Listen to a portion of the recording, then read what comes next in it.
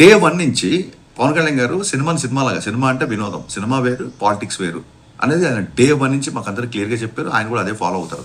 అందుకే చూడండి, సిద్ధాంతపరంగా విభేదాలు ఉన్నా సరే పవన్ కళ్యాణ్ గారు వకీల్ సాబ్లో కానీ, ఓజీలో కానీ ప్రకాష్ రాజ్ గారితో యాక్ట్ చేశారు. ఎందుకు యాక్ట్ చేశారంటే ఆయన పాలసీ పరమైన పోరాటం తప్ప పర్సనల్ పరమైన పోరాటం, పర్సనల్ అటాకింగ్ ఆయన ఎప్పుడేం చేయడు.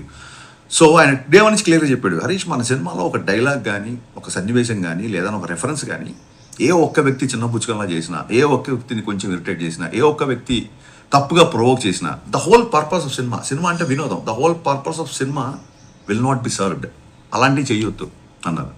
సో ఇప్పుడు గాజు డైలాగ్ ఉందంటే బ్రేక్ అయినా సరే అది పదునుగా ఉంటుంది, ఇంకా ఫైట్ చేస్తుంది అన్నట్టుగా మన హీరోకి ఎలివేషన్ ఉంటుంది తప్ప ఇంకోళ్ళని తక్కువ చేయడం కానీ, ఇంకోళ్ళ మీద సెటైర్లు కానీ, ఎటకారాలు కానీ లేవు, ఉండవు.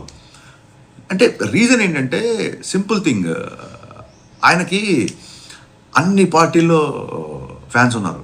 వాళ్ళు ఓట్లు ఎవరికి వేసినా సినిమా అంటే ఈయన దగ్గరికి వస్తారు. అండ్ ఇంకా గొప్ప విషయం ఏంటంటే, నేను థ్రిల్ అయిపోయిన విషయం ఏంటంటే, ఫ్యాన్స్ అందరూ కూడా సేమ్ ఆయన వ్యక్తిత్వాన్ని ఫాలో అవుతూ, అన్న మనకు వద్దు, మనకు పాలిటిక్స్ రిఫరెన్స్లు అయ్యి పెట్టొద్దు, మనకు ఎంటర్టైన్మెంట్ కావాలన్నా బ్లాస్ట్ అయిపోవాలి, మనకెందుకన్నా అన్నారు. నిజంగా హ్యాట్స్ ఆఫ్ అబ్బాయిలు. నిజంగా కళ్యాణ్ గారిని ఫాలో అవ్వడం అంటే ఊరికే ఆయన స్టైల్నో స్వాగ్నో కాకుండా ఆయన వ్యక్తిత్వాన్ని, ఆయన బలమైన సిద్ధాంతాన్ని ఫాలో అవుతున్నారు. నేను ఆ విషయంలో నేను చాలా థ్రిల్ అయిపోయా. సో ప్రతి ఒక్కళ్ళు ఈ సినిమాకి వచ్చి ప్రశాంతంగా ఎంజాయ్ చేసేలాగా ఉంటుంది.